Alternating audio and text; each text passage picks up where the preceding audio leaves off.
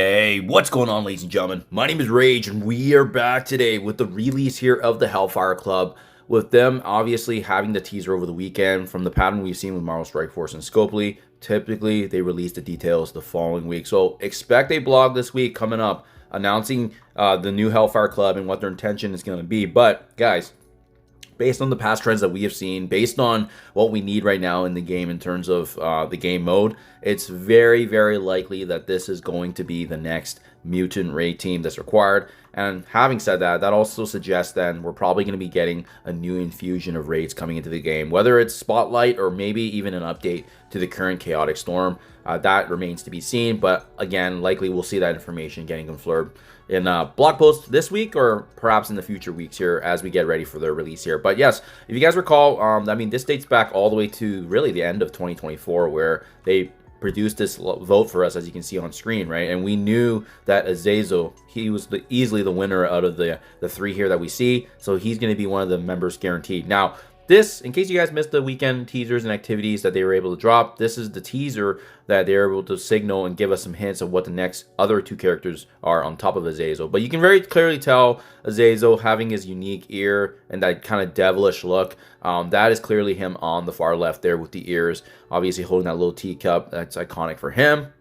But the middle character and the one to the far right, guys, there has been a lot of speculation on what those characters or who those characters could be, but it's pretty obvious based on their really specific silhouettes and kind of how their certain bodies are actually shaped as well. So we'll talk about that real quickly here. But we've been seeing a lot of back and forth for this middle one, especially because there's quite a few characters that can fit the mold. But I think kind of what gave it away was, if you look at the very bottom of her leg right by there's some sort of like almost stitching or separate armor that's kind of detaching from her, and that's actually a nod here to Rachel Summers. So you can see in her jacket, she does actually have the scattering of the jacket into individual pieces, almost kind of like trailing behind her in this nice leather look. This is definitely not the most common look for Rachel Summers, but you can just see the parallels there. And then even just look at the upper body with the collarbone that's getting shaped up with her short hair. It's very likely Rachel Summers. So we'll probably see her infusion into the game, which is pretty exciting. And then last but not least, guys, with this character to the far right, pretty obvious too.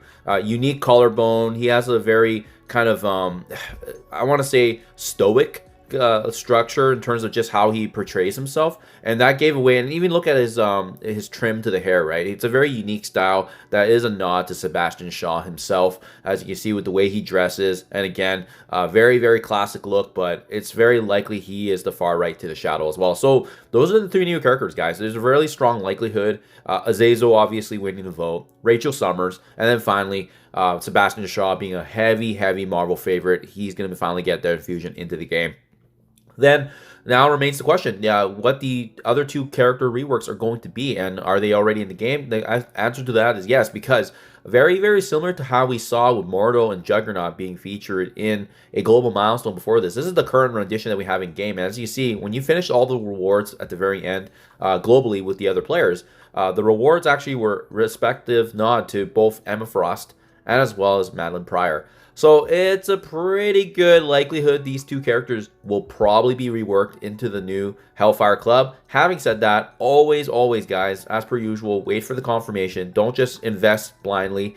We always want to make sure that we can trust but verify. But there's a pretty good hunch here based on the past trends of what they've done in previous events that's going to be these two characters getting reworked. So Emma Frost getting love once again, and then Madeline Pryor also getting reworked to be touched up as part of this new mutant raid team that we're speculating to be the next one coming into Marvel Strike Force. As they've had some back-to-back War and Crucible teams, I just can't see them adding this into a War dynamic. And they already previously mentioned that there is going to be a new team in August, and it's going to be a mutant raid team. That was from one of the Strike Spot videos. So all the stars align, guys. This is likely going to be the next mutant raid team.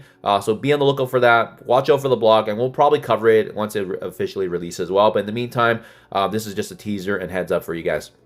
do let me know what you think in comments below. Any kind of analysis here that you agree or disagree with, we can definitely chat about it as well, guys. Let me know if you're excited as well. I know this is definitely a cool addition into the game, and Hellfire Club has been highly anticipated and long-awaited team that we've been wanting for quite some time. Great to finally see their addition joining Marvel Strike Force here. So do let me know what you guys think. Thank you for your time as always, and I'll catch you guys then in the next one.